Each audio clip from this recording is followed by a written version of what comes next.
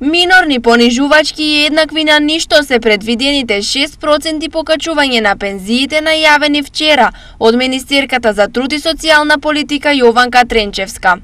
Пензионерите реагираа веднаш и разочарани се, бидејќи сите надежи им гаснат. Не е доволно.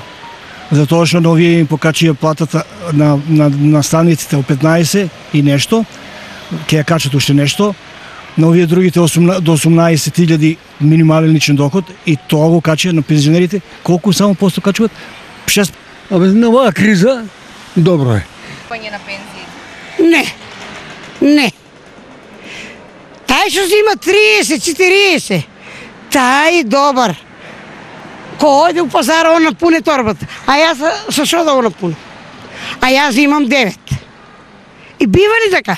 Најавените 6% за најниската категорија пензии се сведуваат на само 600, из нив ќе ги добијат 25% од пензионерите. Остатокот ќе имаат разлика од околу 800 до 1000 денари, додека оние со највисоки пензии ќе се радуваат на дополнителни 3600 денари. Огромниот раст на цените е најболен за пензионерите кои со нивните примања наспроти давачките остануваат во крајно незавидна положба. Лековето, прво е лековето. И што остане, дуго да платиме и така проживееме.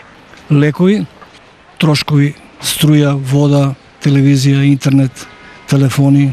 Па на лекове, највише на лекове. И на храна, нормално. Причина повеќе за незадоволството кај нашите пензионери е и фактот што, на пример, во Србија, пензиите ќе бидат покачени за над 18%. Животниот стандард на сите граѓани, а особено на пензионерите, е критично загрозен.